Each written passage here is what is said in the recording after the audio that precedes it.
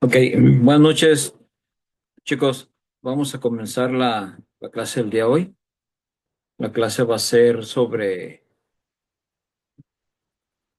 garantías de protección, lo que viene siendo el juicio de amparo y otros mecanismos de protección que tenemos dentro de los derechos humanos. Los temas que vamos a ver en esta unidad van a ser juicio de amparo, que es un amparo directo, un amparo indirecto, su procedencia y los efectos que tiene el amparo, las acciones de inconstitucionalidad y controversia constitucional, que es una recomendación de la Comisión Nacional de Derechos Humanos y los mecanismos internacionales, como es la Comisión Interamericana de Derechos Humanos y la Corte Interamericana de Derechos Humanos. Ok, empezamos con como hemos venido clase tras clase, una frase siempre simbólica o alusiva al tema que estamos dando. Entonces, dice, la paz no es simplemente la ausencia de conflicto, es la creación de un entorno en el que todos y todas podamos prosperar.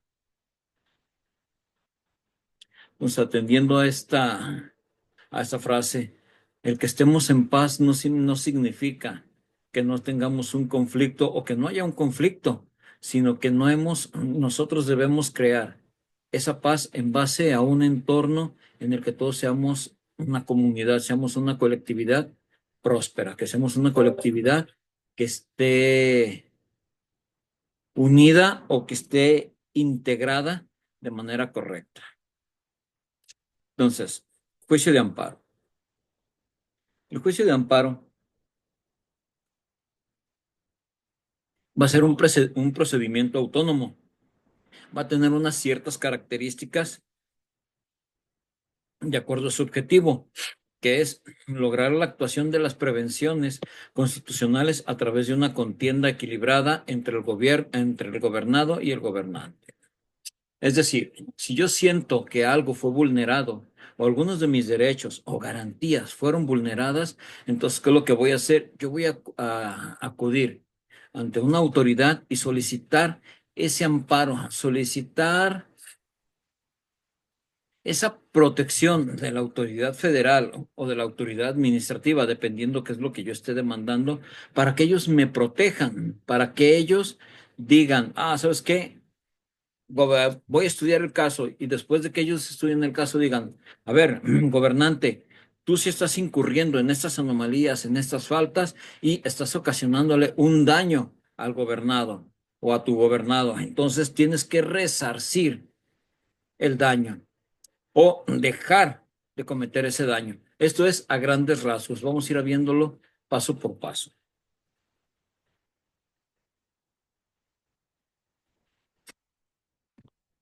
Entonces, los principios fundamentales de este juicio de amparo va a ser uno, que tiene que ser de iniciativa o de instancia de partes.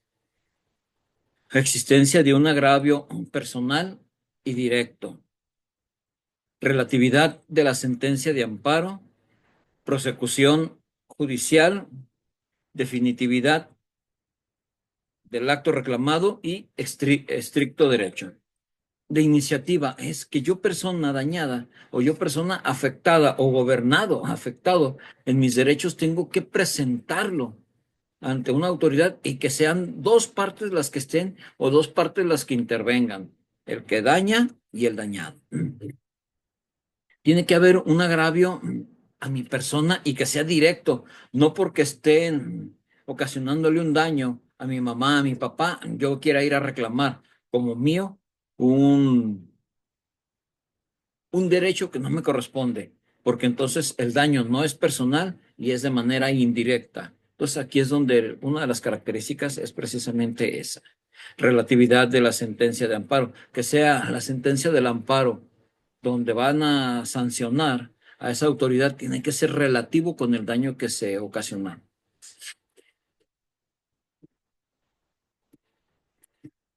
Principio de iniciativa o instancia de partes. Indica que el juicio de amparo no puede iniciarse de oficio, sino que necesariamente tiene que ser a petición expresa de parte. Entonces, si la autoridad conoce que a mí se me están violentando mis derechos, por ejemplo, la autoridad me está deteniendo sin causa justificada y no me está poniendo a disposición inmediatamente de la autoridad, la el juez federal no va a decir, ¿sabes qué? Es que si no lo pusiste a tiempo, entonces yo voy a iniciar el amparo contra él. No, porque no es oficioso.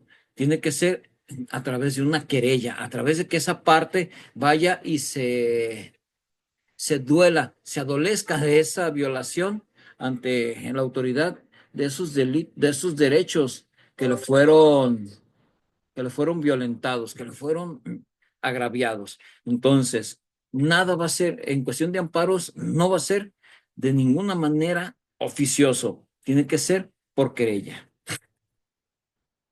¿Dónde está previsto? Este juicio de amparo se va a encontrar previsto en el artículo 107, fracción primera del de la Constitución Política y nos dice que todas las controversias de que habla el artículo 103 de esta misma Constitución se sujetarán a los procedimientos de forma y formas del orden jurídico que determine la ley, de acuerdo con las bases siguientes, que es el juicio de amparo se seguirá siempre a instancia de parte agraviada.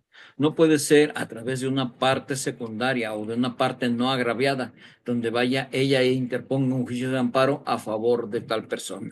Tiene que ser la persona afectada, quien sea ella, de viva voz, lo exprese ese agravio y vaya y ponga se adolezca y interponga o presente ese juicio de amparo.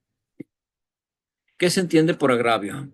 El agravio va a ser todo aquel menoscabo, lesión, ofensa, deterioro o daño que sufre una persona física, ya sea física o moral, porque también tenemos agravios contra empresas, contra marcas, contra ciertas compañías. Entonces, el agravio o el menoscabo tiene que ser a una persona física o moral y tiene que ser un agravio directo, ya sea en cuestión al patrimonio, a la persona o contra alguna libertad, pero tiene que ser siempre material, tiene que ser siempre objetivo. No podemos llevar a cabo o solicitar la reparación de un agravio en algo subjetivo. Entonces tiene que ser objetivo siempre el fin del juicio de amparo. ¿En quién recae y cómo debe ser? Va a recaer en una persona determinada y concentrarse en esta. No ser abstracto, genérico, debe ser de realización pasada, presente o inminente. Los actos simplemente probables no generan un agravio. Si yo estoy siendo una persona que se me está ocasionando un daño, la autoridad, volvemos al ejemplo anterior, la autoridad me está deteniendo de una manera arbitraria, donde no me están diciendo por qué me están deteniendo, pero me quieren trasladar por fuerza a los separos, a la barandilla, juzgados municipales o directo ante la Fiscalía del Estado, solicitando o haciendo mención de que estoy detenido, sin ni siquiera decirme por qué. Entonces, ¿qué es lo que voy a hacer yo? Una vez que se me deja en libertad, si no se me vinculó a ningún tipo de proceso o a ningún tipo de procedimiento, entonces, ¿qué voy a hacer yo? Voy a ir yo ante la autoridad y le voy a decir, ¿sabes qué? Pues sí, la persona determinada soy yo. ¿Y en dónde se va a concentrar esta petición de amparo? En mí. Ok, entonces, ¿es en base a algo objetivo? Sí, es en base a algo de que la autoridad me está deteniendo de manera constante o de una manera, o me detuvo de una manera irracional, ilógica y sin un objeto o sin una causa probable. Entonces yo ya estoy dando un motivo, no estoy diciendo, es que cada que me ve la policía me detiene. Entonces yo ya no estoy siendo abstracto, yo ya estoy ni genérico. Yo estoy diciendo, ¿sabes qué? Me pasó esto y la autoridad me dijo esto, y me detuvieron por, sin motivo aparente, yo iba caminando, por mi vestimenta me detuvieron, me dijeron que yo era un adicto o que yo acababa de robar, entonces me trasladan. ¿Qué fue? Una acción pasada. Yo estoy reclamando una acción pasada. ¿Cómo sería una acción presente? Que en el momento que están ocurriendo los hechos, yo ya estoy en el juzgado, yo ya estoy en el núcleo penitenciario. Entonces, ¿qué solicito? Yo voy a solicitar la presencia de mi abogado y mi abogado o mi representante jurídico o mi representante legal. Ahora sí, él es mi representante, él es el que va a representar mi persona y él va a ir a la autoridad y le va a decir, en este momento sin una razón aparente y sin un motivo justificado, mi persona representada está detenida. Entonces ya estamos hablando de un hecho presente, de un hecho actual que está sucediendo. Entonces ya tenemos dos de las cuestiones que nos manejan, o que sea pasada o que sea presente. En el riesgo inminente o en la sanción inminente que tenemos, podemos catalogarla en el sentido de que ante las múltiples detenciones que ha tenido contra mí la autoridad sin razón justificada, pues yo tengo ese miedo, yo tengo ese temor infundado de que la autoridad va a seguir siendo lo mismo o va a seguir haciendo lo mismo porque mi vecino o porque el policía me conoce o es familiar o es vecino o familiar de alguna persona con la cual yo no me llevo bien. Entonces existe este problema, existe este riesgo inminente de que me van a estar constantemente deteniendo. Entonces, ante este acto inminente de riesgo, yo voy a acudir a la autoridad y ¿sabes qué? Tengo miedo. Tengo temor de que me sigan deteniendo, ya que lo han hecho en diferentes ocasiones sin una razón aparente y me están juzgando de una manera en la que pues desconozco el motivo por el cual. Entonces ya tenemos ese riesgo o ese acto inminente que está sucediendo. De todos estos, yo voy a tener que probar ese agravio. Si yo no pruebo o yo pruebo que todo lo que me están cometiendo no está generando un agravio o un menoscabo a mis derechos humanos, no se me va a autorizar ni se me va a dar la protección de ese juicio de amparo. Principio de relatividad. Ok, también llamado fórmula Otero. ¿Por qué se le denomina fórmula Otero? Este principio de relatividad o esta fórmula para atención de los amparos fue Mariano Otero el que lo empezó a establecer y establece que las sentencias de amparo solo tienen efectos para la persona o personas que lo promovieron el juicio y en relación con los actos reclamados en él. Yo voy a promover mi juicio. Voy a solicitar que se promueva ese juicio, que se promueva ese amparo. Y una vez que se dé la resolución a ese amparo y me sea favorable, yo no puedo reclamar un acto que yo no especifiqué en ese juicio, que yo no especifiqué cuando se dio esa sentencia. Por ejemplo, en mi empresa, a mí constantemente me están haciendo robo hormiga o me están haciendo constantemente robo de mis activos, pero yo tengo señaladas las personas, entonces yo voy a decir, ¿sabes qué onda? Pues que vengo a solicitar un amparo, porque la autoridad en el trayecto de mi cadena de suministro, la autoridad me para o para mis camiones y me está extrayendo mercancía sin alterar mis sellos. Entonces tengo que comprobarlo, tengo que demostrarlo. Ahí va primero la demostración. O sea, es que entonces yo te voy a solicitar me ampares contra la autoridad de que no me puedan revisar mis camiones sin una razón aparente o una causa justificada. Entonces ya tenemos los actos que vamos a reclamar que se sentencien a favor en ese juicio. Se sentencian y sale así, de que por ningún motivo, si no hay una razón justificada o un fundamento que acredite y avale ese acto de molestia, no se podrá revisar mis camiones. Pero ¿sabes qué? Pero me están deteniendo a mis choferes, entonces ¿sabes qué? No, el amparo me dice que no. Entonces yo no puedo decir que no se detenga tampoco a mis choferes si mi amparo no lo dice. Entonces, si ya me sucedió que yo no dejé revisar y me detuvieron a mis choferes, entonces yo voy a tener que acudir con la autoridad y decirle, ¿sabes qué? La autoridad está respetando el amparo, no me está revisando mis camiones, pero lo que está haciendo es, detiene a mis choferes y el camión lo traslada al corralón. Entonces, ¿cuál es el problema? Entonces vamos a solicitar esa revisión al amparo o que el juez solicite a la autoridad en qué se está basando para cometer estos actos.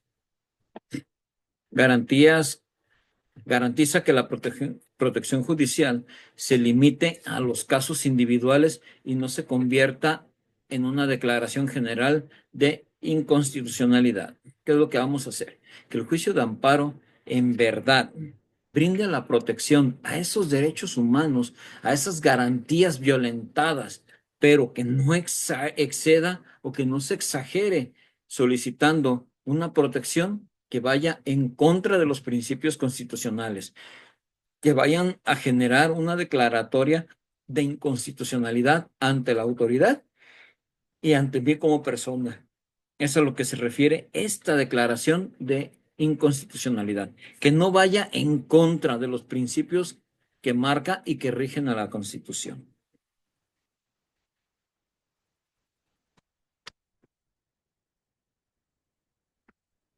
¿En qué consiste este principio? Ese principio nos va a indicar que la sentencia que nos brinde, que se dicte y nos brinde esa protección de la justicia federal, nos va a beneficiar únicamente a nosotros como individuo o como agraviado, ya sea físico o moral. No nos va a proteger ni nos va a brindar una protección como colectividad, si no está estipulado dentro del juicio de amparo. Pero como el juicio de amparo es solo sobre los agraviados, entonces no podemos meter, no podemos presentar un juicio de amparo colectivo, no podemos presentar un juicio de amparo como colectividad. Tenemos que verificar que cada uno o ver la forma de que cada uno presente ese juicio de amparo reclamando los actos en los que él fue o en los que él sufrió una violación y solicitando protección para posibles actos posteriores que se puedan presentar o llegar a cometer posteriores a la resolución de dicho amparo. ¿Cuál es la excepción superada? Ha sido superado a través de la figura del litis consorcio, en el sentido de que solo en ese supuesto la sentencia que ampara y protege a uno de los litis consortes beneficiará a todos los que se encuentren en esta figura. Ok, entonces, si nosotros vamos a promover un juicio de amparo con la figura del litis consorcio, entonces si a mí me protege de ciertas garantías o me protege de ciertos daños cometidos por la autoridad o por cualquier otra persona, perdón, lo que va a pasar es de que a mí los beneficios que yo tenga los va a tener, los va a brindar hacia los demás litis consortes o hacia las demás personas que se metieron o que participaron en esta comunidad o en esta colectividad que interpuso ese amparo, es lo que nos va a llevar. ¿Qué es el litis consorcio? Es un litigio donde varias personas participan de una misma acción o excepción, siendo activo el que corresponda a varios actores y pasivo el que alude a distintos demandados. Entonces tenemos esta figura que nos va a brindar. Puede ser un litis consorcio activo o un litis consorcio pasivo. Nosotros a la hora que solicitemos vamos a tener que especificar a la autoridad. ¿Sabes qué? Es que somos varias personas a las que se nos ha agraviado este mismo derecho. Entonces solicitamos tu protección, autoridad federal. Ok. Entonces va a ser ustedes como activos. No, pues que sí, pero ¿sabes qué? Es que también a Pedro a veces se mete la policía a su casa y diario le bate todo y que porque vende droga. A Juan seguido lo están deteniendo, cacheteando y lo dejan ir. Entonces, esos ya son distintos actos demandados a los que se manifestaron. Entonces vamos a hacer también un litis consorcio pasivo. El principio de definitividad supone que el agotamiento o ejercicio previo y necesario de todos los recursos que la ley que rige el acto reclamado establece para atacarlo y por medio del cual se puede modificar, confirmar o revocar, por lo que sí existe el recurso ordinario y no es agotado, el amparo será improcedente. Ok. Siempre va a haber un recurso o un principio de definitividad. Este principio de definitividad va a ser el que nos diga que, ¿sabes qué? Tu amparo ya se resolvió y se va a agotar todos los recursos necesarios o se va a hacer un ejercicio previo para agotar o para hacernos llegar de todos los recursos que la ley establece para el acto que tú estás reclamando, para que se rija, se dé la sentencia y se pueda atacar esa violación que has estado teniendo y poder modificar o confirmar y revocar. En dado caso, si no está debidamente acreditado, entonces modificarlo. No sé, es que sí está sí me están cometiendo estos agravios. Entonces se confirma y se sentencia. Es que ya la autoridad revisó y vio que no, entonces se te va a revocar tu amparo porque ya se agotó la situación o el evento que te estaba llevando a ese agravio, entonces ya no tienes por qué tener esa protección si ya no se te está haciendo violentado. Si no se reúnen estos requisitos, no se cumplen con estas características, entonces el amparo será totalmente improcedente. No implica la obligación que tiene el agraviado de agotar previamente a la interposición del amparo los recursos ordinarios con los cuales se lograría la modificación, revocación o confirmación del acto que se considera ilegal. Yo no tengo por qué, yo no tengo la obligación de agotar todos estos principios, de agotar todas estas pruebas de recursos que yo me están agraviando, porque la autoridad es la que se va a encargar de verificarlo y en su momento va a decir, ¿sabes qué? Lo vamos a modificar porque los actos que tú reclamaste no son nada más esos, sino que hay actos en los que se te está violentando más derechos.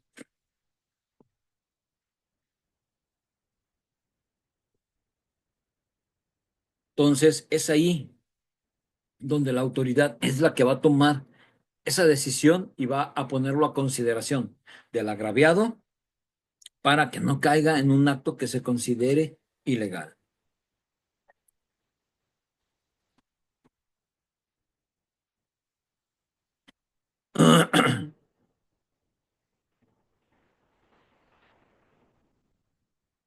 Ok.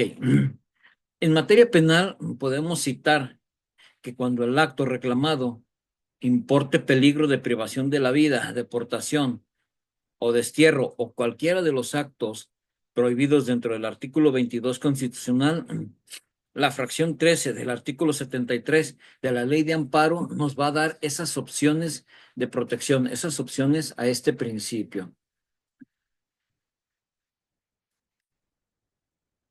Cuando se reclame un auto de formal prisión o el auto de ejecución a proceso dentro del artículo 107, fracción 12 de la Constitución. ¿En qué consiste el principio de estricto derecho? Va a estribar o va a decirnos que el juzgador debe concretarse a examinar la constitucionalidad del acto reclamado. Yo voy a ver los argumentos, el juez va a ver los argumentos que yo le estoy presentando, los argumentos que está presentando la autoridad y él va a empezar a valorar,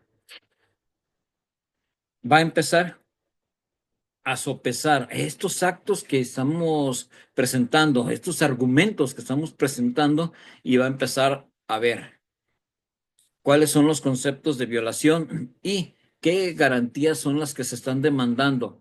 Y en los agravios que hagan valer los recursos interpuestos como revisión, queja y reclamación, el juez va a determinar, ¿sabes qué? Vamos a hacer una revisión. Por ejemplo, una detención ilegal, pero la autoridad a fuerzas quiere decretar una orden de aprehensión. donde le va a decir al agraviado, no es que, ¿sabes qué? Aquí dice y aquí se va a hacer. Cuando yo ya tengo mi amparo, pero por los agravios que yo estoy solicitando el amparo, no es por lo que se me está solicitando esa orden de aprehensión, entonces yo voy a pedirle a la autoridad, ¿sabes qué?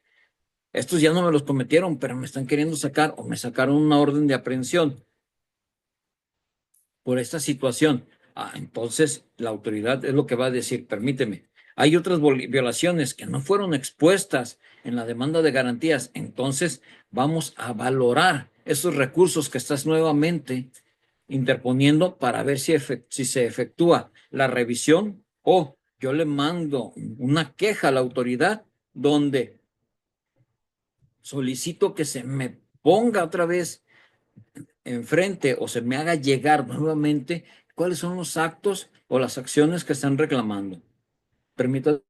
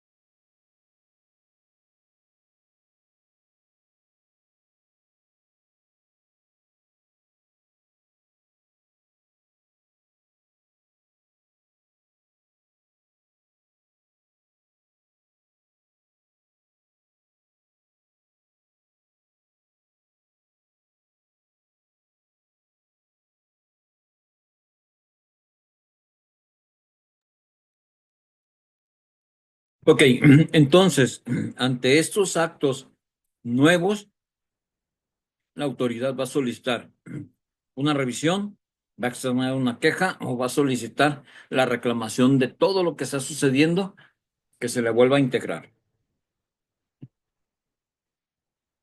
Por estricto derecho, debemos entender que la obligación del juzgador no rige, o más bien, la obligación del juzgador de regir su actuación es en base a los argumentos expuestos por el quejoso.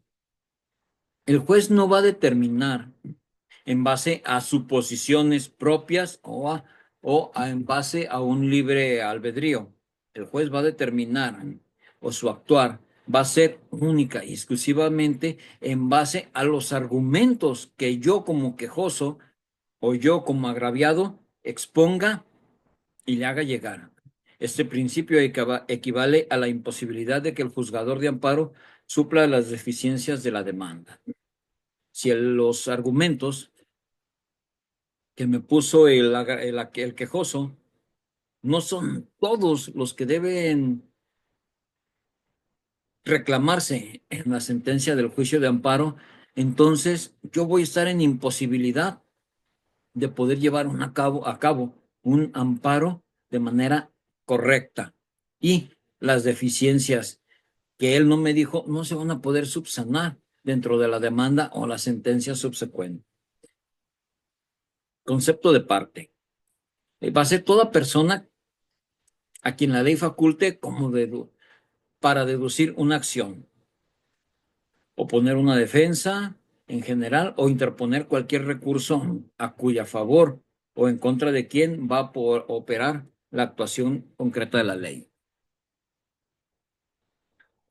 Aquí se refiere, por ejemplo, toda persona a quien la ley dé facultad para deducir una acción. A mí, yo agraviado, yo soy capaz de deducir los actos que se me están cometiendo, los agravios que se me están cometiendo. Toda persona capaz de oponer una defensa en general se refiere a los abogados, ya sean los abogados defensores o los agentes del Ministerio Público. A esas personas que van a defender su actuar en general o que sean capaces de interponer cualquier recurso, ya sea en favor o en contra de alguien que esté actuando en contra de la ley. Entonces, concepto de parte, para sintetizarlo o resumirlo, una parte va a ser toda aquella persona que pueda definir claramente una violación de derechos ante mí o ante otra persona, y aquella persona que sea capaz de defender a alguien más y decir, ¿sabes qué? Es que la autoridad está actuando contra la ley. Esa va a ser una parte. Todo aquel que pueda interponer, defender o actuar, o más bien, defender, accionar y actuar a favor de alguien que está siendo víctima de una autoridad por negligencia o por alguna actuación en contra de la ley. ¿Cuáles son las partes? El agravio o agraviados, que van a ser los quejosos, que van a ser los titulares de la acción de amparo. Y quienes han sufrido estas garantías, han sufrido la violación de estas garantías, ellos van a ser el sujeto activo. La autoridad o autoridades responsables de cualquier tipo de gobierno, ellos como parte demandada van a ser los sujetos pasivos. Terceros perjudicados son aquellos que tienen intereses contrarios a las partes quejosas.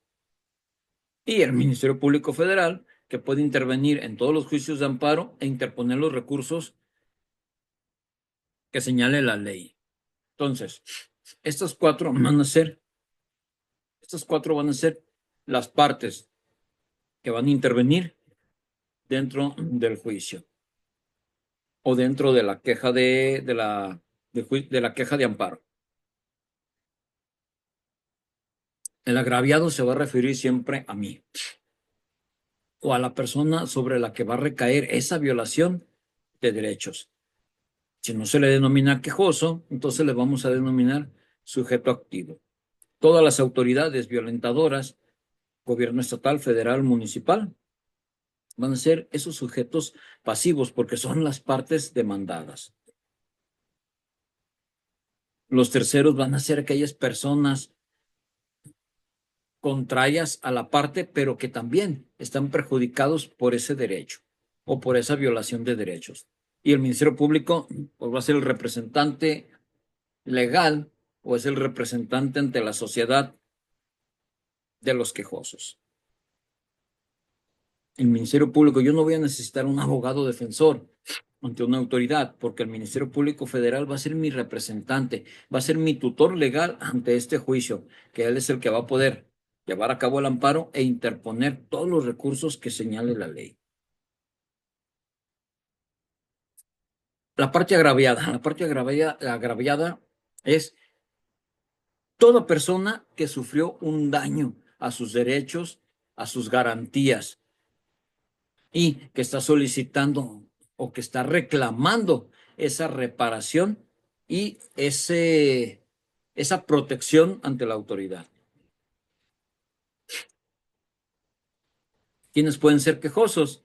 Las personas físicas, toda persona normal, toda persona que no tenga un giro empresarial, personas morales de derecho privado, sociedades y asociaciones, todas las empresas. Un ejemplo, Oxxo, Farmacias Guadalajara, Sociedad Mexicana de Odontólogos, Sociedad Mexicana de Criminología, personas físicas, Tania, José Guzmán, todas estas van a ser las personas físicas. Personas de derecho social van a ser, por ejemplo, el Sindicato Único de Trabajadores del Sistema de Tren Eléctrico Urbano Guadalajara, o el Sistema Único o el Sindicato de Trabajadores al Servicio del Estado, y las comunidades agrarias, CAPEF, CAPESE, todas esas comunidades o todas esas agrupaciones pro derechos agrarios. Organismos descentralizados, hospital, hospitales civiles, ins- Instituto Jalisciense de Ciencias Forenses, Instituto Jalisciense de Cirugía Reconstructiva, todos esos organismos descentralizados son los que van a ser también quejosos. Personas morales con derecho público pueden ser morales oficiales. ¿Cuáles son las dos formas de personalidades en el juicio de amparo? Vamos a tener el modo original, cuando es el propio interesado quien desempeña los distintos actos procesales que le incumben, su propio derecho. Una persona física que va y reclama y ella se desempeña o ella va siguiendo todos estos actos procesales o llevándolos a cabo a la par de la autoridad. Que ocupa llevar un oficio, es que no tengo un notificador, permítemelo, yo voy y lo llevo. Yo estoy siguiendo esos actos procesales al paso. Conforme van sucediendo, voy a estar llevándolos a cabo, voy a estar al pendiente de ellos. El modo, el modo derivado, cuando no es él quien directamente interviene en el procedimiento en cuestión, sino que un tercero llamado representante apoderado mandatario, el cual actúa a nombre suyo, persona moral, bufete de abogados, barra de abogados, las firmas de abogados, todos esos consorcios van a ser esta parte. Van a ser quienes de manera directa están interviniendo por él en el procedimiento. Ahora sí, visto en general lo que es el amparo, vamos a ver lo que es un amparo directo. El amparo directo es un recurso legal en México que permite a las personas recurrir directamente ante un tribunal colegiado de circuito contra sentencias definitivas o resoluciones que pongan fin a un juicio.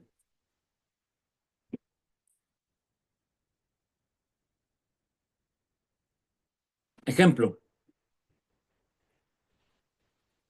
José Guzmán fue sentenciado a 45 años de prisión por robo famélico. Está comprobado, según los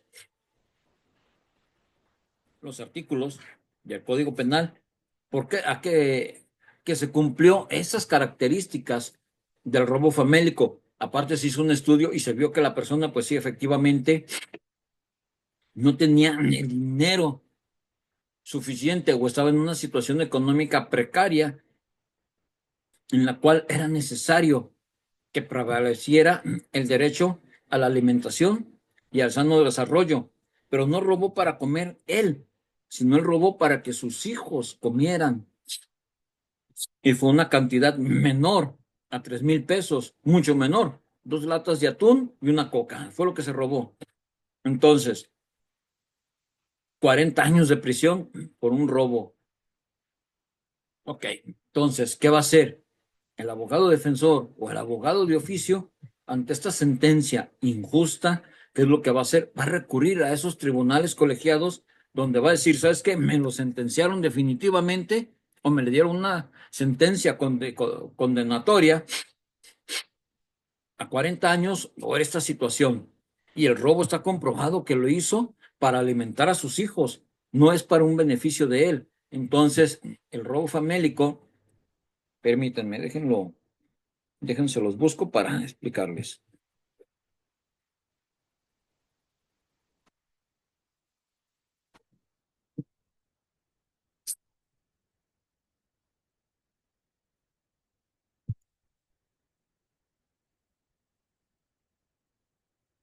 Dice, como tal, no lo van a encontrar en los códigos penales, pero dice, el robo famélico no se define explícitamente como un delito aparte en el Código Penal Federal de México, sino que se refiere a la situación en la que una persona se apodera de bienes de primera necesidad, como alimentos o medicinas, para satisfacer sus necesidades primarias sin usar violencia o engaño, y en ocasiones se considera una causa justificada que exime de responsabilidad penal.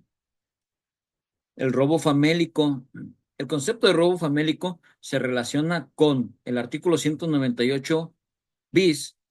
Esto va a ser del Código Penal de Baja California. No se castiga con prisión o multa al que sin violencia física o moral se apodere de una sola vez de los artículos indispensables para sus necesidades personales o familiares, siempre y cuando sea para satisfacer necesidades primarias.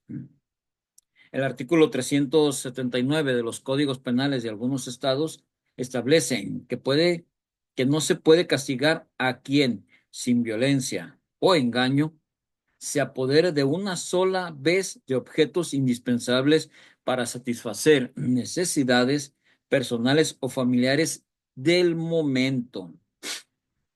Entonces, si yo en un solo, cuando dice de una sola vez, es de que nada más sea en ese momento, en esa situación, en ese espacio. Llego, tomo la coca, tomo los atunes y salgo corriendo. No hubo intimidación, no hubo agresión física, no hubo violencia moral, nada, simplemente tomé y corrí. Entonces, ¿están acreditadas los excluyentes de responsabilidad para otro tipo de delito? Sí. Entonces, yo no voy a poder sancionar o no voy a poder sentenciar de manera condenatoria a una persona cuando está cumpliendo con lo establecido en la ley, en el Código Penal, cuando está establecido en la ley. Pero ojo, si yo llego trajeado de corbata, salgo corriendo con esto y me subo a un Mercedes-Benz, a un C200 y me doy a la huida, entonces yo no tengo la necesidad primaria de satisfacer esto. No es por necesidad. Entonces, esto es lo que va a considerar como atenuante, como excluyente o como un agravante. Dice, causa justificada. En algunos casos se considera que la necesidad extrema, estado de necesidad, puede justificar la sustracción de bienes, lo que le exime de responsabilidad penal. Subsidiariedad.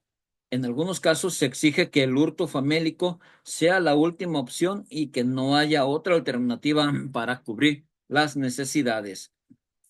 Entonces, el robo famélico no es un delito en específico, pero sí va a ser una situación extremosa de necesidad para satisfacer o por la cual vamos a justificar la sustracción de esos bienes para satisfacer ya sea mi persona o a mi familia. Entonces, aquí sí se podrá interponer ese juicio de amparo donde se va a solicitar la revisión de esa sentencia y que se dé marcha atrás y que se decrete una absolución, que se dicte una sentencia absolutoria, ya que lo hizo por necesidad imperiosa y porque estaba haciendo en ese momento lo único que podía hacer él para que sus hijos no se quedaran sin comer. Entonces, aquí estamos hablando de este tipo de amparos directos. No sé si queda claro. Si no, si hay alguna duda, igual me mandan mensaje por WhatsApp, me pueden marcar y aclaramos puntos o igual. Ya les estoy haciendo una recopilación de información. Nada más aguántenme. Quiero terminar todo el módulo para ahora sí aventarles de un solo golpe en todas las bibliografías y todo el material de apoyo con el que he estado trabajando. No requiere la previa interposición de un recurso de revisión. Aquí yo voy a llegar y voy a solicitar ese amparo, no voy a solicitar que se me revise la sentencia. No, yo voy a llegar y le voy a decir a la autoridad, le voy a decir al circuito colegiado, al tribunal, le voy a decir, ¿sabes qué? Yo solicito que me des marcha atrás a esta sentencia. Voy a solicitarte que lo rechaces porque están violentando sus derechos en cuestión de que no debió haber sido así. Una, es primera vez que lo hace Pues porque siempre o lavaba vidrios o todo, pero ahorita ya está en una situación en la que no tiene posibilidad absolutamente de nada.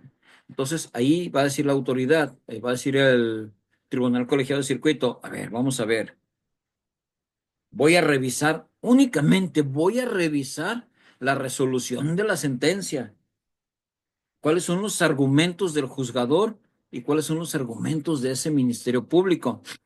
Y va a decir, ¿sabes qué? Atendiendo al Código Penal, que fue lo que les leí, ¿no?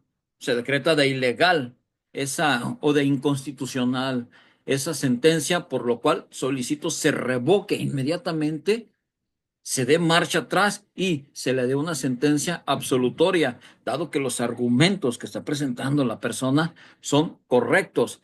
Entonces, yo no estoy diciendo, revísame toda la carpeta, simplemente atiende mi sentencia y resuélveme. ¿Contra quién va a ser?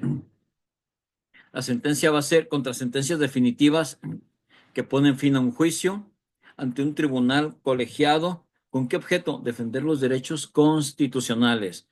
No requiere una interposición de un recurso previo y también es como conocido como un amparo uniinstancial, que es ante una sola instancia y se va a resolver.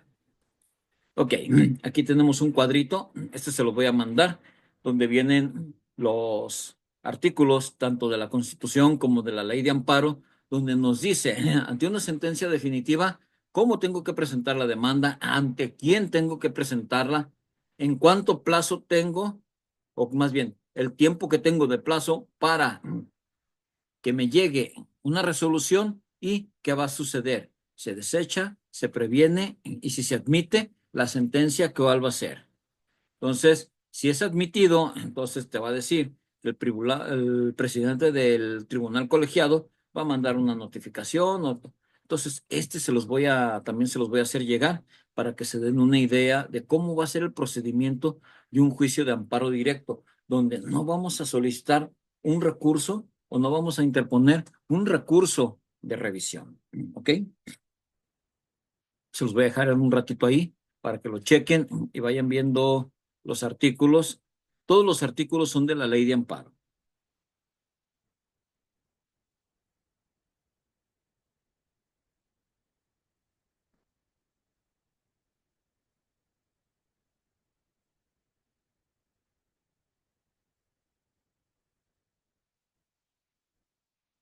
¿Listo?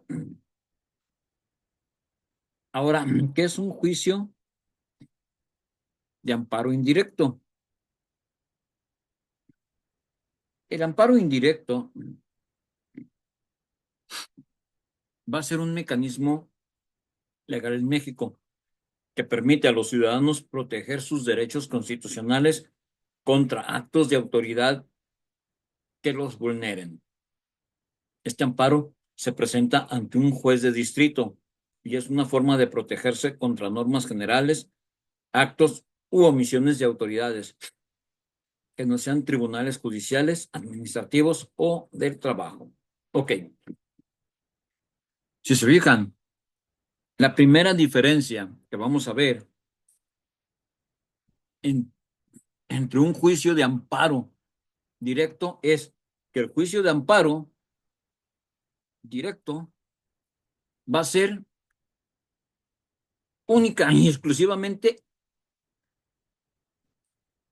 contra sentencias definitivas o resoluciones que pongan fin a un juicio, ¿sale? Esto es el directo. Vamos a ir a atacar de raíz y duro al final.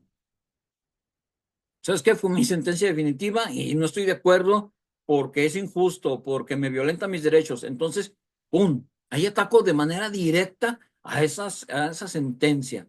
Ah, ¿sabes qué?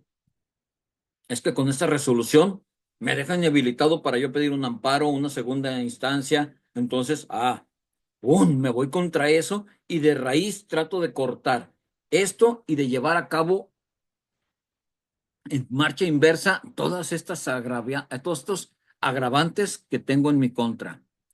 juicio de amparo directo, sentencias o resoluciones definitivas. ¿Sale?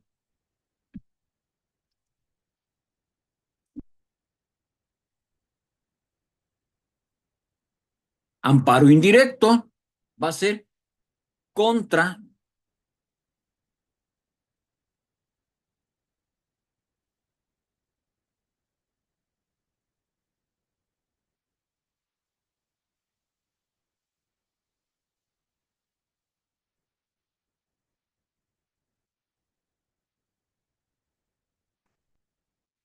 contra violaciones o contra actos que la ley o que la autoridad haga o cometa en mi contra. ¿Sale? Entonces, mecanismo legal en México que permite a los ciudadanos proteger sus derechos constitucionales contra actos de autoridad que los vulneren. Entonces, Policía del Estado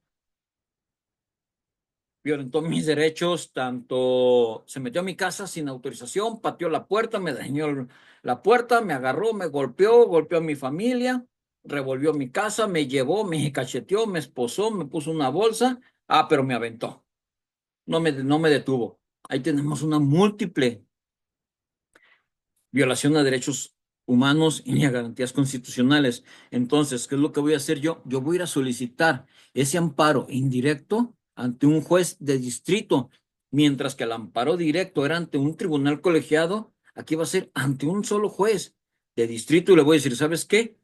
Esa autoridad cometió estos actos en mi contra. Entonces, él va a dictaminar o va a resolver de manera indirecta ese juicio para protegerlos a ustedes contra esas normas generales o esas omisiones de la autoridad que ha hecho para violentar sus derechos. Entonces, aquí van a ser, las violaciones van a ser de acción o de omisión. No van a ser, ay, es que fue sin querer queriendo, o es que, pues, no te quería pegar, yo moví la mano y sin querer te pegué y se me chispoteó. Entonces, no. O la autoridad actúa de acción o actúa por omisión. Y ese juez es el que se va a encargar de decir, a ver, es que tus actos, tu acción sí violentó los derechos de la persona. Aquí no hay de que, ay, es que uno fue sin querer. No, tu acción lo llevó a cabo. O tu omisión, el dejar de hacer, también violentó sus derechos. Entonces, ¿qué es lo que vas a hacer? Te voy a perjudicar y voy a resolver que el ciudadano esté protegido y tú resarzas todos los daños y repares todo lo malo que has hecho contra esta persona.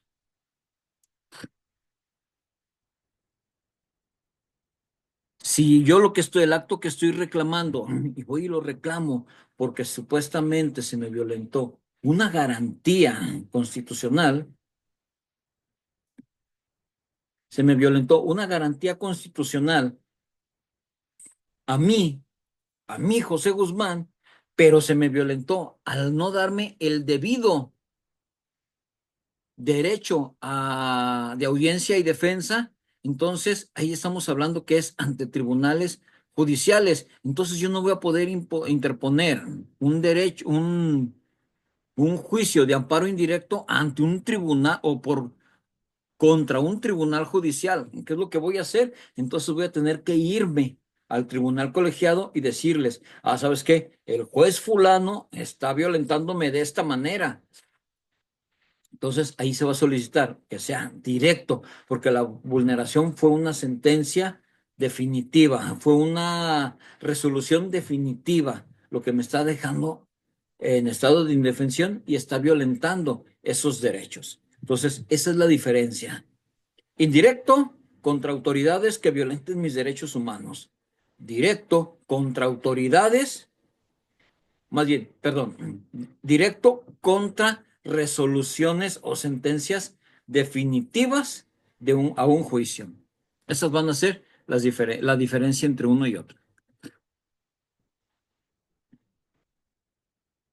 Ok, contra normas generales. ¿Cuáles van a ser esas normas generales? Estas normas generales van a ser cuando la entrada en vigor o la aplicación de una norma cause perjuicio al quejoso o a la persona quejosa. Contra actos u omisiones de autoridades, cuando se trate de actos de autoridad que no son atribuibles judiciales, no son tribunales judiciales, perdón, administrativos o del trabajo.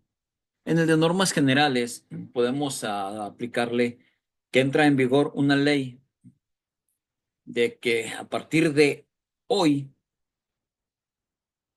21 de mayo del 2025, siendo las 15:02 entra en vigor una ley donde dice que si tú escupes en la calle es considerado delito a las buenas costumbres y a la moral. Ok, pero pues a mí me estás deteniendo porque yo hace 3 días lo hice y antes no era una ley. Entonces, no tienes por qué aplicarme una sanción que me perjudica si no está en vigor, no estaba en vigor cuando yo cometí esa supuesta sanción. Entonces, voy y reclamo mi amparo indirecto contra esta entrada en vigor de una ley o de una norma que me va a causar perjuicio. Aquí es atendiendo también al artículo 14 constitucional, que ninguna ley podrá hacer efecto retroactivo en persona, podrá hacer efecto retroactivo en perjuicio de persona alguna. Contra actos, cuando se trate de actos de autoridad que no sean tribunales judiciales, administrativos o del trabajo.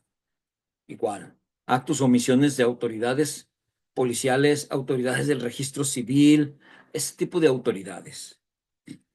Contra actos en juicio, cuando se producen en un proceso y sus efectos son de imposible reparación.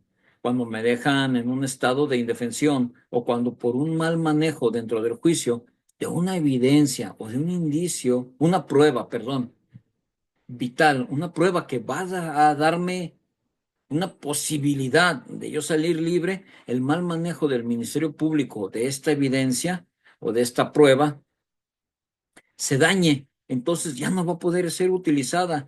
Entonces, al haberse hecho dentro del juicio, me deja en un estado a mí en el que no se va a poder reparar, porque si ese indicio o esa prueba me iba a ayudar, entonces yo ya no tengo esa ayuda. Entonces, mi credibilidad va a estar un poco más dañada o mi credibilidad va a ser un poco más afectada por la omisión de ese Ministerio Público. Contratos de fuera de juicio, cuando se producen fuera de juicio cuando se producen fuera de un proceso judicial y afectan a la persona. Igual, en el mismo contexto, yo estoy levantando indicios o la autoridad está manejando indicios o está manejando esas diligencias y por su mal manejo modifica algo o altera algo de tal manera que a mí me va a perjudicar.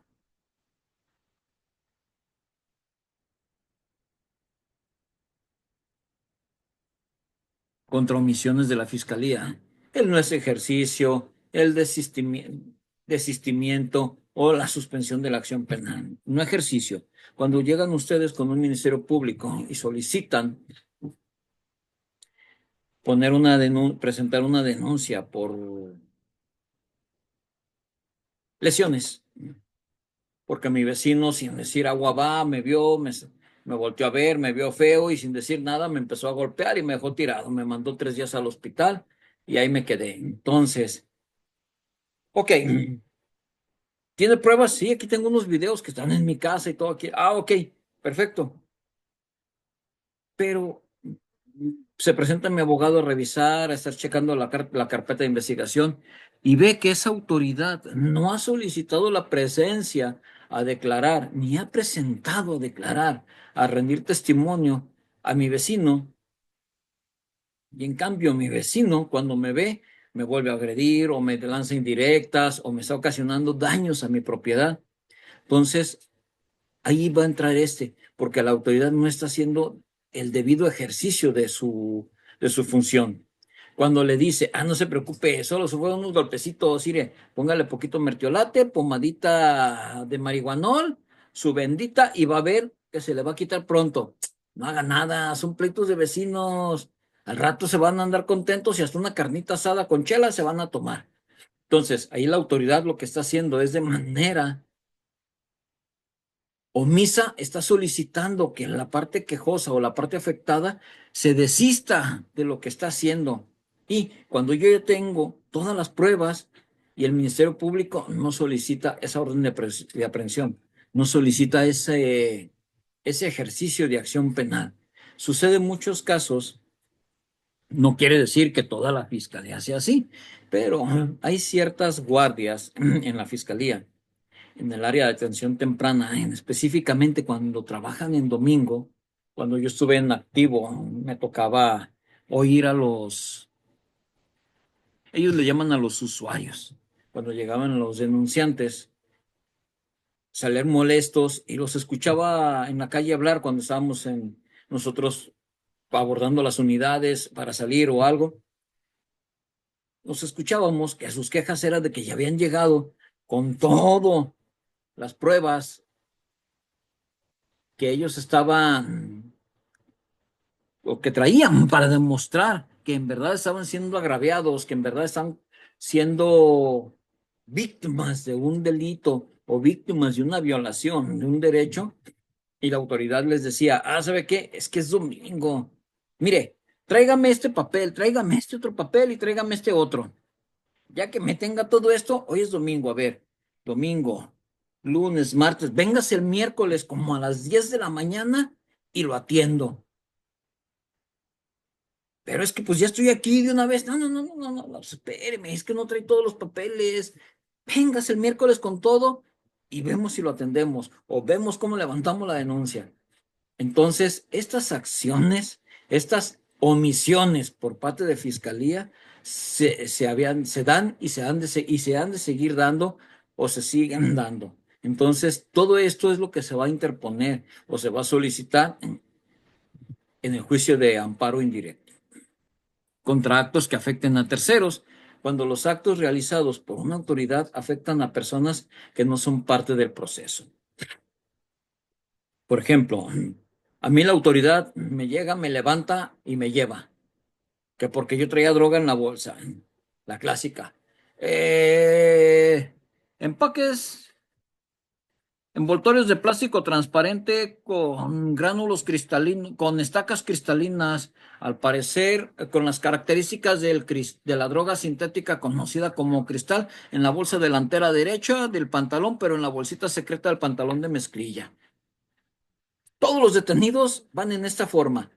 ¿Quién va a ser el tercero perjudicado? La familia. Son las víctimas indirectas. Ellos van a ser estos terceros perjudicados por una acción o por una omisión de la autoridad. Y ellos no forman parte del proceso, pero sí pueden estar protegidos por este amparo indirecto. El amparo indirecto es un medio legal para proteger los derechos constitucionales frente a actos de... Me quedé pensando si les había dicho ilegal, no, pero sí les dije medio legal. Como que dije una burrada, pero no. Va nuevo.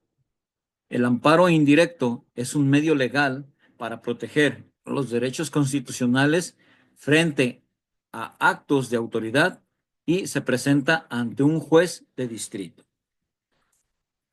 Demanda por escrito y debe probar la vulnerabilidad de derechos constitucionales. A ver, entonces, se va a presentar por escrito ante el juez y yo debo llevar algo que me compruebe que en verdad se vulneraron esos derechos.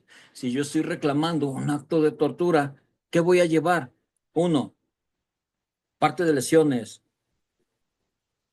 Dos, fotografías de las lesiones en el momento, porque si me dejaron todo sanguaseado como Santo Cristo y duro 2, 3 días sin poderme mover, entonces yo tengo que solicitarle a un familiar que en ese momento él me tome esas fotos de cómo estaban las lesiones, porque si yo me presento 3 días después, entonces la cromocrítica de estos hematomas, de estas equimosis, ya evolucionaron, entonces empiezan a deteriorarse esas coloraciones, esa cromatografía de la lesión que nos puede dar esa fuerza. Entonces, yo llevo fotografías y me presento. Ah, mire, esto es como tenía hace 3 días la lesión y aquí es como estoy ahorita.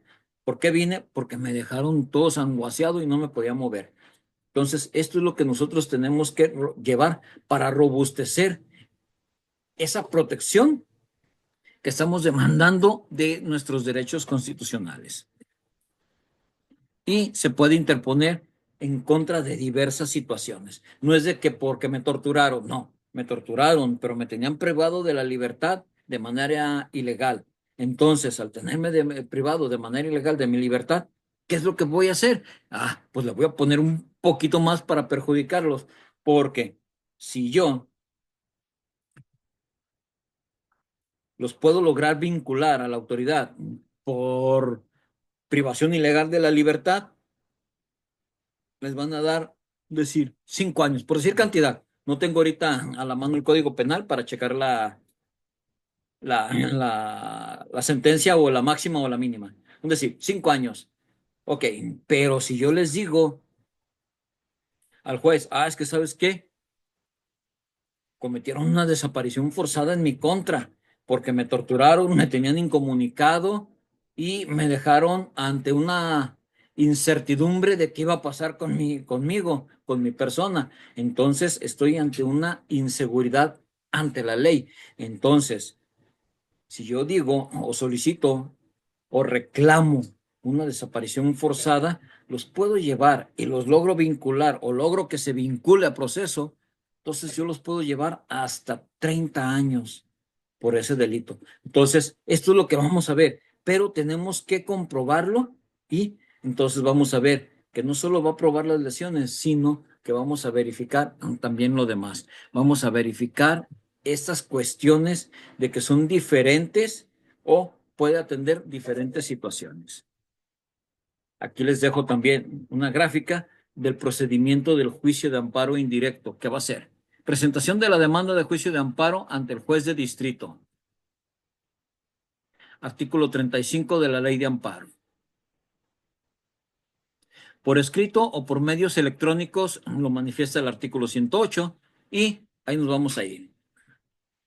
Requisitos de la demanda, ¿qué requisitos debe tener? Después nos vamos a ir al artículo 112, dentro de qué plazo debemos presentar nosotros esta demanda para que se nos dé la resolución. Y una vez que se dé esa resolución, va a venir si es desechada, si previene a la autoridad y o si se admite. Y ya una vez admitida, vamos a tener la audiencia constitucional y después de esa audiencia, la sentencia y los recursos. Esos recursos los puede solicitar la autoridad. O si yo no estoy conforme con esa resolución, con esa sentencia, entonces puedo solicitar la revisión o la inconformidad. La autoridad va a solicitar la reclamación, que dice, la sentencia debe contener la fijación clara y precisa del acto reclamado, el análisis sistemático de todos los conceptos de violación o, en su caso, de todos los agravios, la valoración de las pruebas admitidas y desahogadas en el juicio, las consideraciones y fundamentos legales en que se apoye para conceder, negar o sobreseer esta sentencia, los efectos o medidas en que se traduce la concesión del amparo, los puntos resolutivos en los que se expone el acto, norma u omisión por el que se concede, niega o sobresee el amparo. Entonces, también se los dejo, se los voy a dejar. Se los voy a dejar ahí un ratito para que ustedes lo chequen, lo analicen. Si quieren tomarle una captura de pantalla, igual, de todos modos se los voy a hacer llegar cuando mande con la licenciada Tania que mande las diapositivas.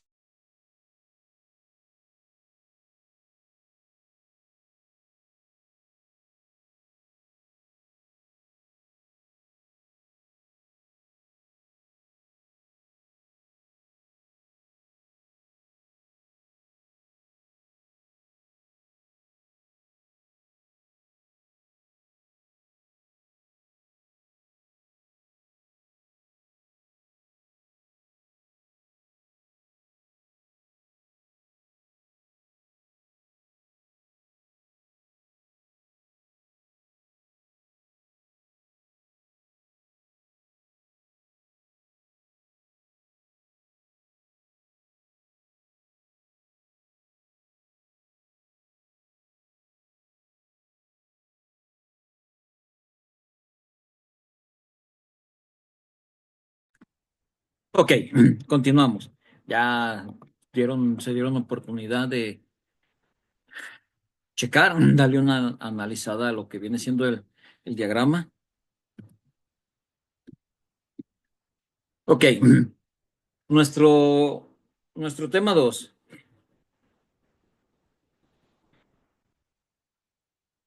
acciones de constitucionalidad. Perdón, me equivoqué ahí. Aguántenme tantito, ahorita lo vamos a corregir. Ahora sí, no hay nada que no se pueda corregir. Acciones de inconstitucionalidad y controversia constitucional. Acciones de inconstitucionalidad son un mecanismo de control constitucional que permite a los poderes legislativos y a algunos otros sujetos impugnar leyes o tratados internacionales ante la Suprema Corte de Justicia. Estas acciones de inconstitucionalidad, un,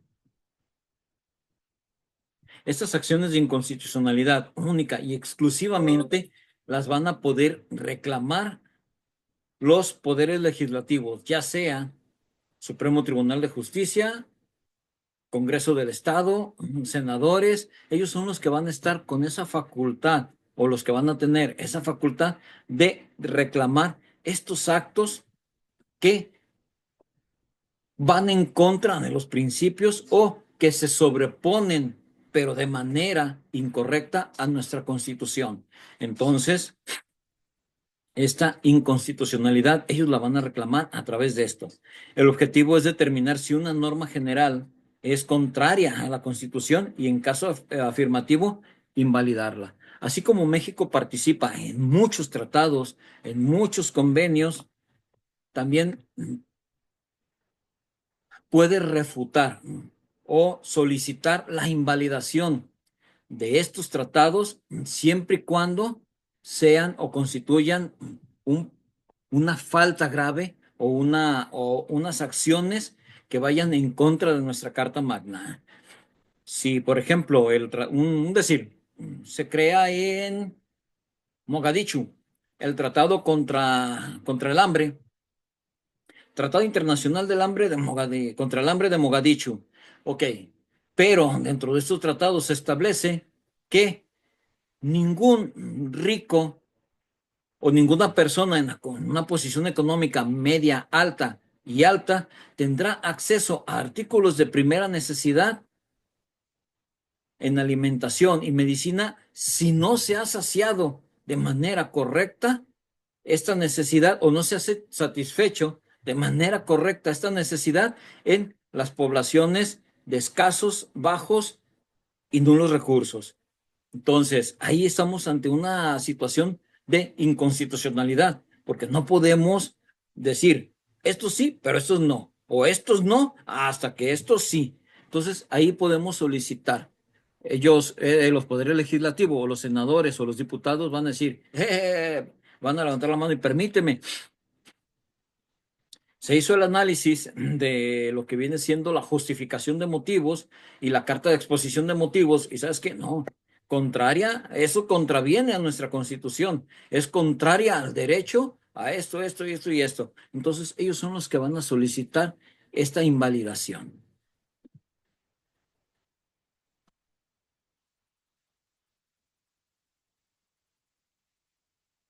¿Cuál va a ser, cuál va a ser el propósito? Denunciar ante la Suprema Corte de Justicia de la Nación la posible contradicción a la Constitución entre la Constitución y la norma de menor jerarquía, leyes, decretos, reglamentos. En este caso sería tratados contra la Constitución. Pero si se crea una ley donde diga esa ley en el Estado o en la territorio nacional, donde diga lo mismo que el tratado, entonces la, los senadores, la Cámara de Senado, va a ir ante la Suprema Corte de Justicia de la Nación y le va a decir, ¿sabes qué? Esta ley de primera alimentación al que más necesita va en contra de los derechos consagrados en la Carta Magna. Entonces, la Suprema Corte de Justicia va a hacer una revisión tanto de la ley como del recurso interpuesto contra esa, solicitando esa inconstitucionalidad, y ellos van a decretar. Ese es el propósito de las inconstitucionalidades, que se vea en qué parte y en cómo es que están afectando estos derechos, cómo esta norma afecta a la Constitución.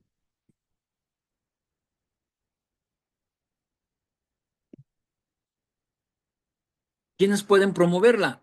Ah, la podrán promover los legisladores federales o locales, quienes conforman una minoría parlamentaria que represente al menos el 33% del total de quienes integran el órgano que la expidió esa norma. El fiscal general de la República y los partidos políticos, esto siempre y cuando sea en caso de leyes electorales, que es lo que se está viendo ahorita en lo que viene siendo la llamada ley censura.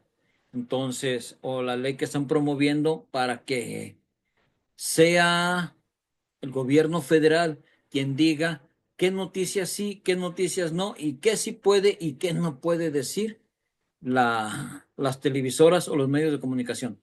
Es a grandes rasgos, no es precisamente que diga esto, pero es a grandes rasgos lo que la ley de censura quiere promover. Déjenla, busco, igual se las mando para que empiecen a ver esto. No es como tal ley censura, les voy a mandar el nombre correcto y cómo se está promoviendo. Efectos de la declaratoria. La norma declarada inconstitucional pierde vigencia y aplicación, según lo determine en la sentencia de la Corte, de la Suprema Corte de Justicia de la Nación. Si la Suprema Corte de Justicia de la Nación le dice al ente, le dice al ente o al organismo que emitió esa norma, tienes un plazo de 3 meses para verificar y renovar tu ley para que esté dentro de los términos que marca la Constitución y no sea violatoria. En caso contrario, no podrá aplicarse y no será publicada y perderá su vigencia. Entonces, le va a dar un plazo de 3 meses para que ese ente analice el decreto de inconstitucionalidad, en qué falló o en qué parte está violentando esos derechos, y es cuando va a decir, ¿sabes qué? Pues no, no la voy a corregir, ahí está. Entonces, no la corregiste, pasaron los 3 meses, no la corregiste, perfecto, va para abajo y no se publica, no entra en vigencia y no se aplica. Entonces, esto es lo que va a suceder si no es, se hace esa revisión o no se hace eso de apegado a la Constitución.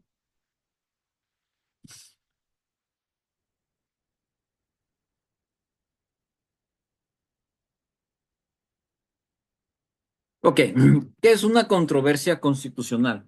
Es un proceso jurídico a través del cual se resuelven conflictos que pueden surgir entre distintos órganos de gobierno o entre diferentes niveles de gobierno. Es un mecanismo de control constitucional que busca preservar la división de poderes y proteger la Constitución. Ok, entonces,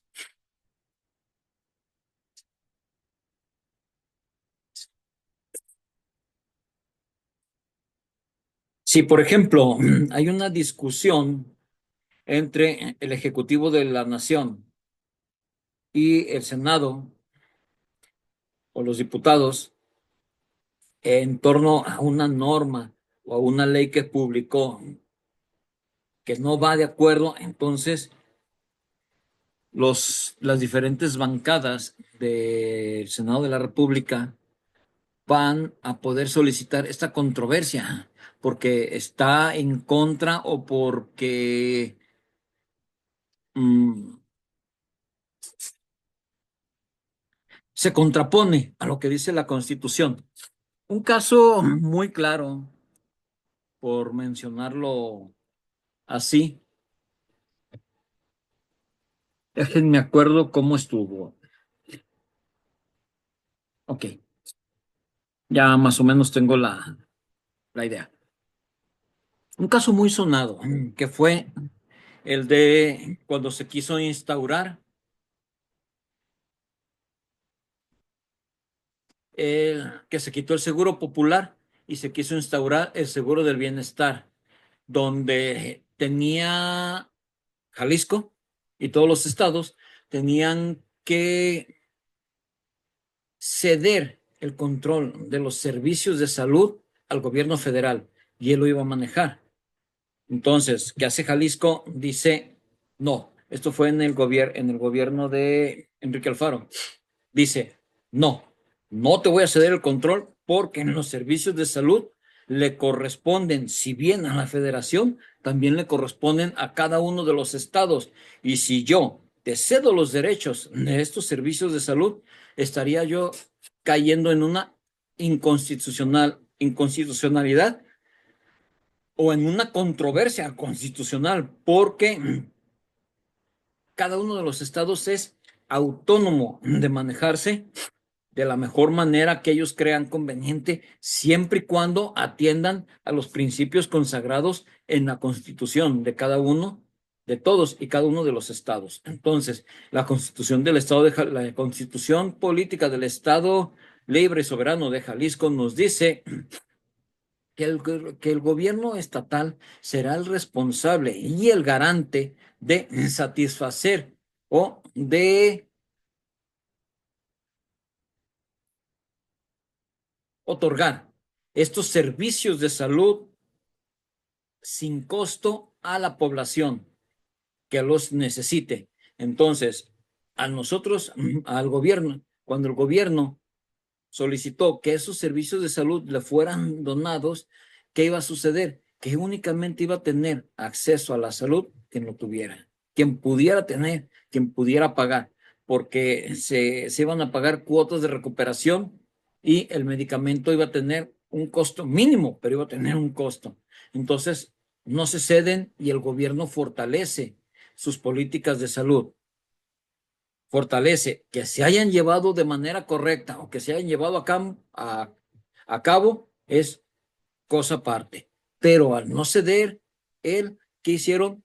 Bajan el presupuesto en salud al Estado y que corresponde al Estado adaptarse a ese presupuesto y tratar de mejorar los servicios de salud.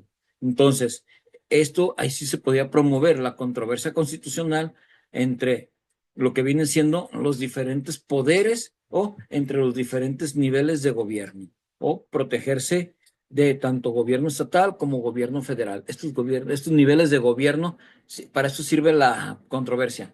Yo interpongo una controversia al Estado y me estoy protegiendo de que la federación no me ataque y me vulnere a mí como Estado.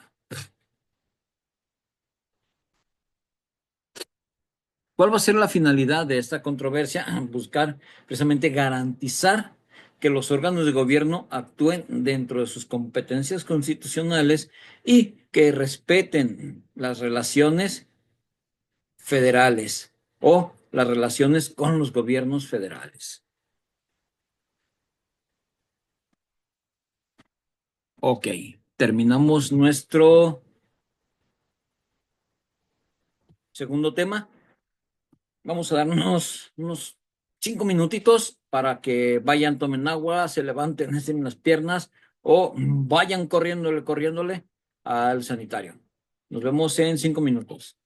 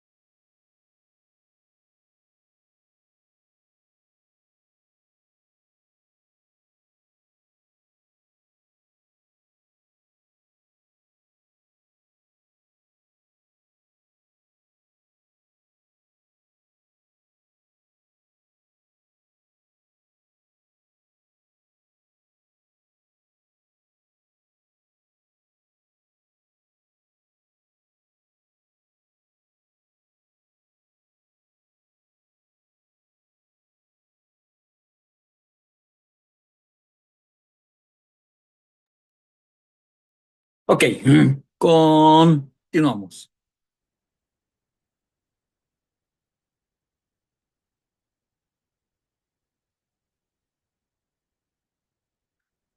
Entonces, nuestro tercer tema, recomendaciones de la Comisión Nacional de Derechos Humanos.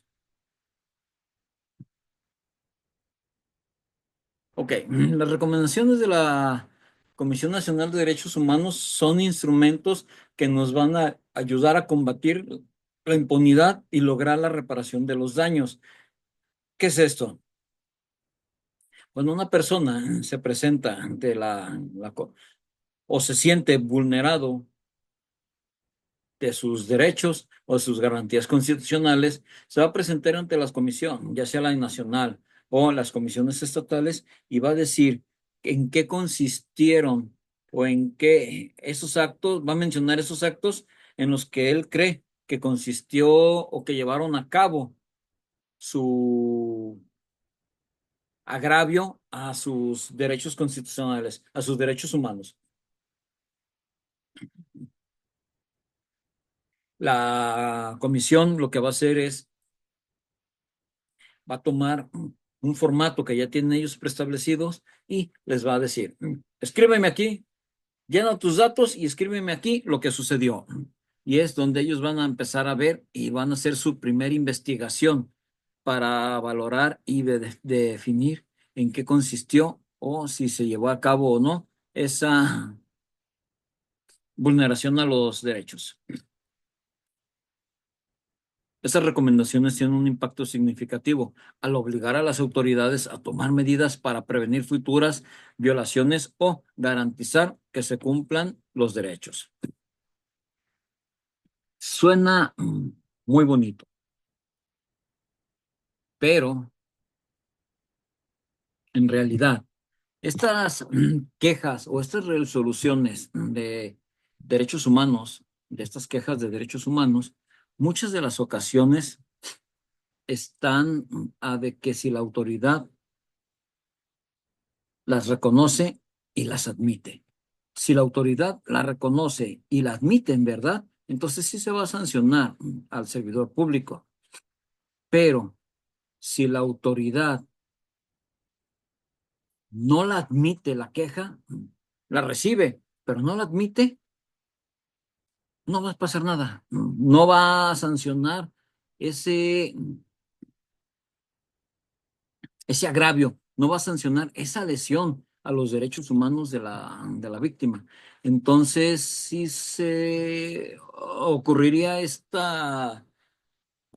se pudiera decir, no es que sí sea, pero se pudiera decir que vendría siendo algo similar a los métodos alternos. Estaría sujeto a la voluntariedad de las partes.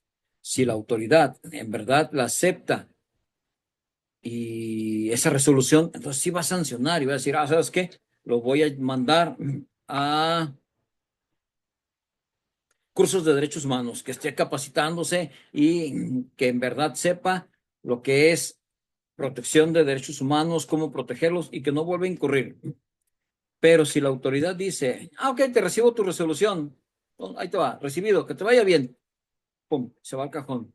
Y si él no recibe, no decide, perdón, si él no decide llevar a cabo o ejecutar acciones en contra de este servidor público, los daños van a continuar. Entonces, sí es como que se ocuparía dar un poco más de peso para que las autoridades lo resuelvan. En la actualidad, ahorita ya ninguna autoridad pasa por alto estas denuncias, o más bien, estas quejas de derechos humanos, sí les han estado dando su valor y sí les han estado dando han estado atendiendo las recomendaciones que dicta la Comisión Nacional o la Comisión Estatal en torno a los agentes o a las autoridades que han cometido estos agravios. Porque son trascendentales estas quejas o estas recomendaciones.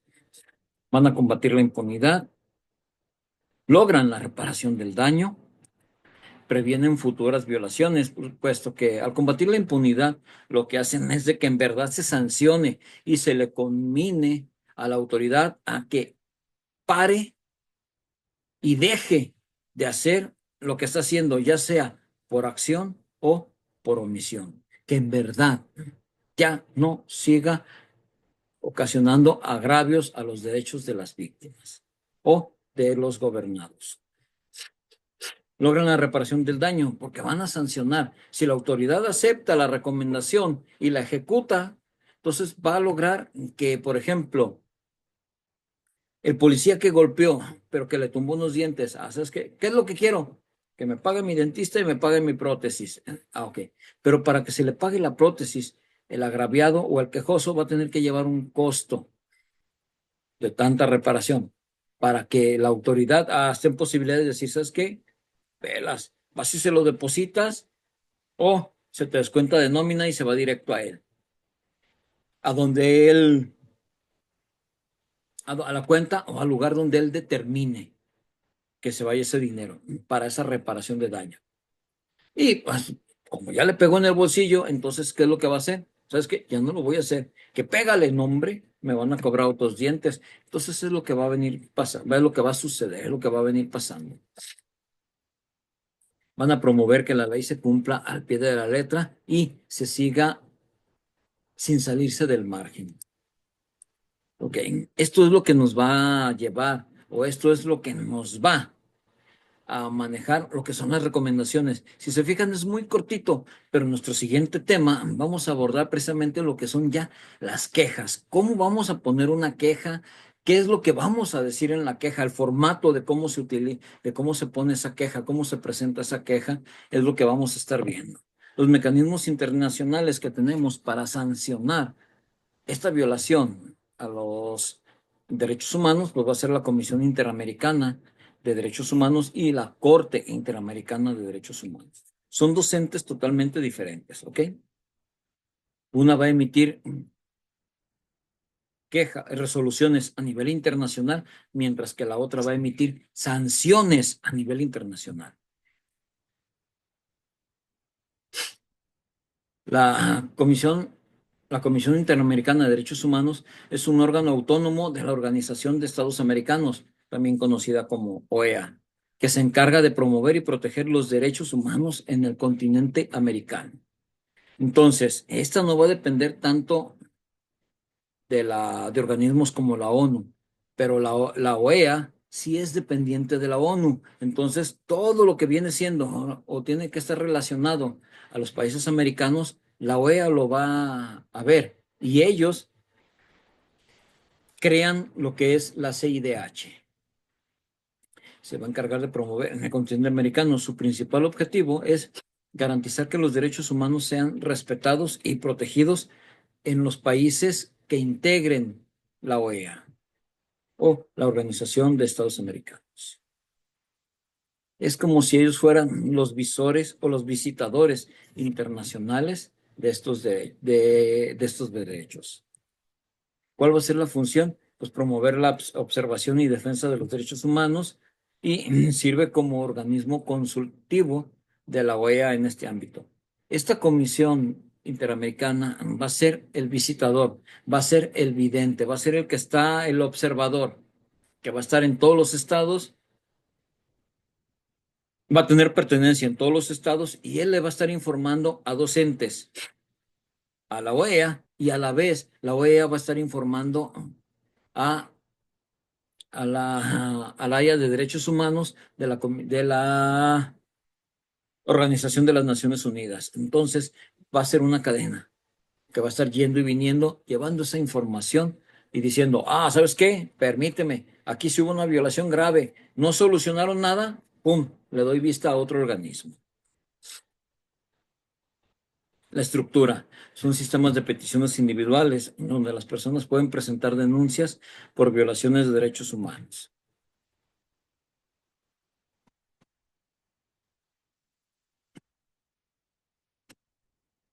Monitorea la situación de los derechos humanos en los Estados miembros Va a realizar informes, observaciones, resoluciones de todas las situaciones de derechos humanos en cada uno de los países miembros de este organismo.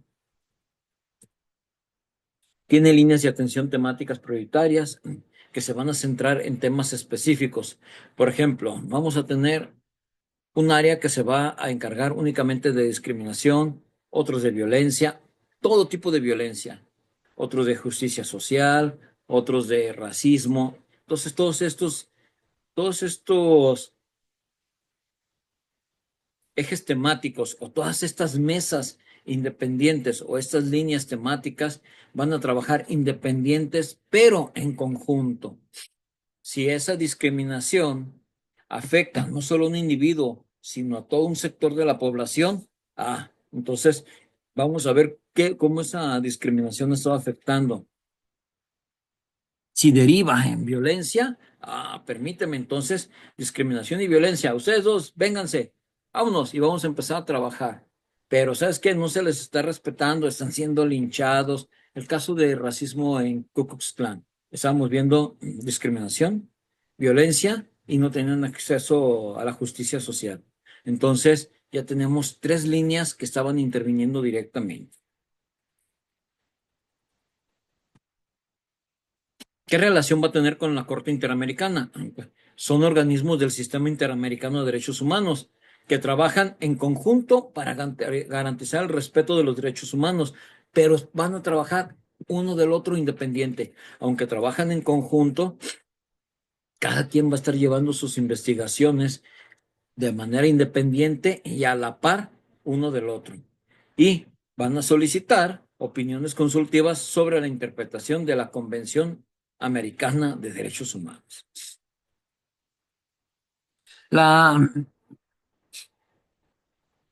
la Comisión Interamericana lo que se va a encargar es de estar haciendo esas investigaciones de campo, estar haciendo esas visitas, esas observaciones de esas violaciones a los derechos humanos y va a hacer las primeras recomendaciones a las comisiones nacional, a la Comisión Nacional o a las comisiones de cada uno de los estados para que la autoridad evite hacer lo que esté haciendo y lo corrija. En caso de que continúe, van a invitar al individuo o van a invitar al quejoso para que se acerque y ellos expongan su situación y presenten esa queja ante la Comisión Interamericana, que ellos, en su categoría de visitador internacional, van a darle vista a la Corte Interamericana para que la Corte Interamericana tome asunto y al ser un tribunal a nivel internacional en materia de derechos humanos, vea qué es lo que se está haciendo bien, qué es lo que se está haciendo mal, cómo se está violentando ese derecho y ellos sancionen directamente esto, sentencien de manera directa. Es un tribunal internacional encargado de aplicar e interpretar todos los estatutos y lineamientos establecidos en la Convención Americana sobre Derechos Humanos.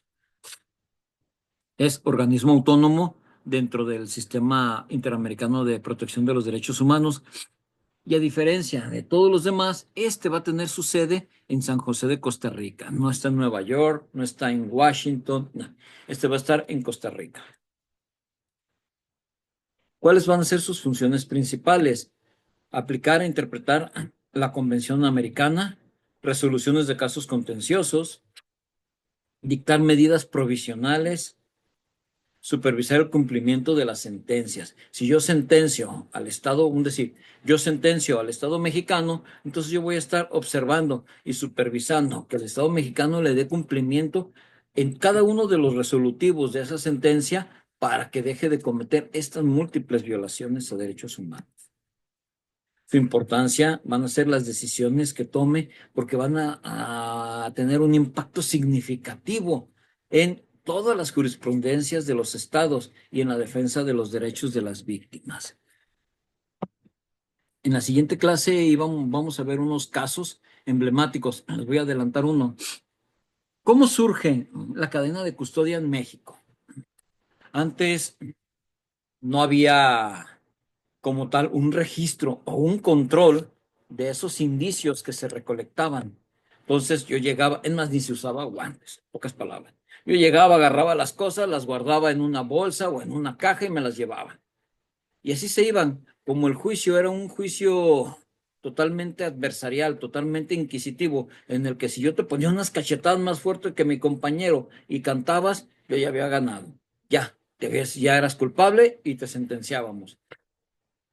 Entonces, cuando sucede en una situación de una violación, la sentencia de la Corte Interamericana se dice, tiene el título de González Hernández o Hernández González, no me acuerdo bien era como los apellidos, pero me parece que es González, González Hernández y otras contra México.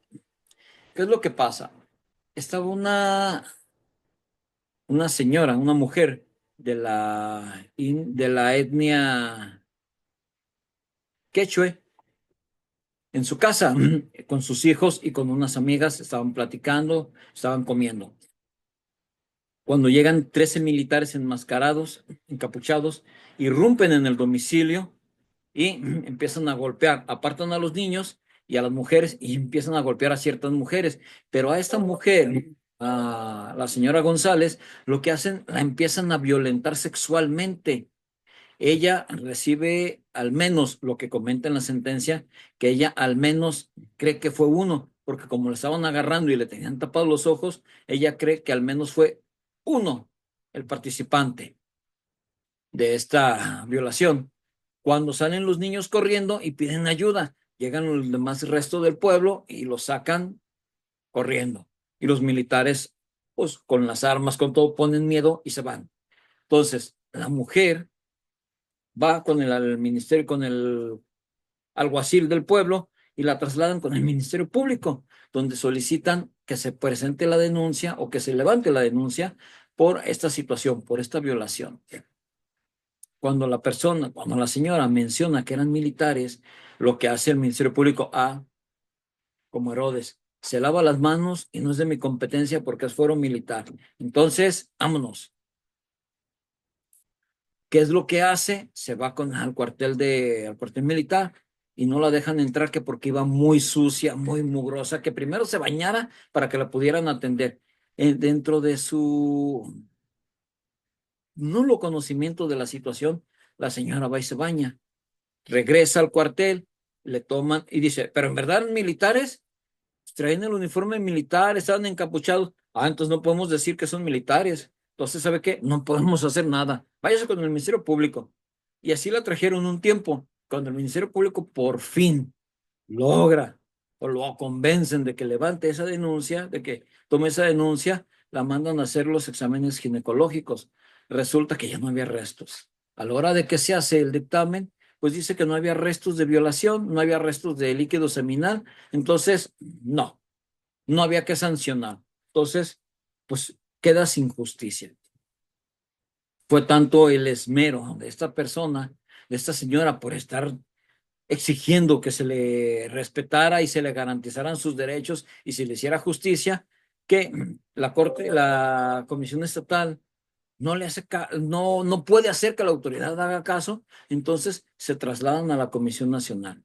La Comisión Nacional empieza a mandar recomendaciones a las cuales no son vistas y da vista a la Comisión Interamericana, quien aborda el caso y al ver la negligencia, ¡pum! Automáticamente lo sube directo a la Corte Interamericana. La Corte Interamericana empieza a checar todo esto y dice, a ver, Estado mexicano, tú estás incurriendo en una falta porque no tienes los canales ni tienes los conductos adecuados para preservar de manera correcta o recabar de manera correcta una evidencia y más una evidencia de tipo biológico.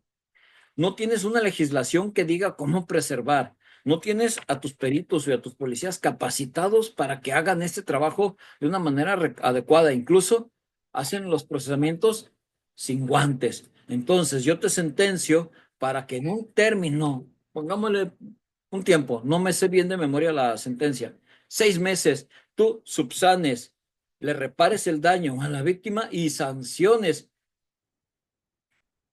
de manera legal a los causantes del menoscabo en su salud física, mental y sexual. Aparte, tienes un plazo de 3 meses para crear una legislación y capacitar a tus policías de manera correcta, donde ellos sepan preservar estos indicios y tengan un seguimiento. Quién lo recolectó, cómo llegó a tal lado y todos los tratamientos que se les están haciendo.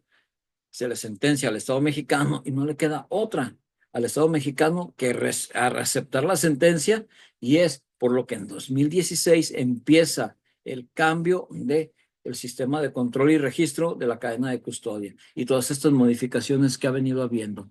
Todo ha sido a través o por medio, o más bien debido a sanciones y sentencias de la Corte Interamericana de Derechos Humanos por negligencias y omisiones del Estado mexicano en este acceso a la justicia.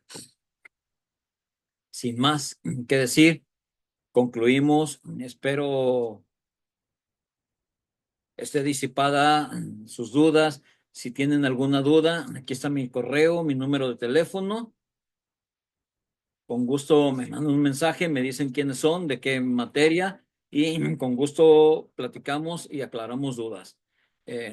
Yo pienso que en unos días les vamos a hacer llegar la grabación y la presentación para que estudien, y ya el tema de exámenes lo ven con la licenciada Tania. Ella ya les va a decir cómo se va a manejar esto y cómo van a llevar a cabo sus evaluaciones. Entonces, les reitero mi compromiso en ayudarlos, en enseñarles. Mi nombre es José Manuel Guzmán. Nos vemos la siguiente clase.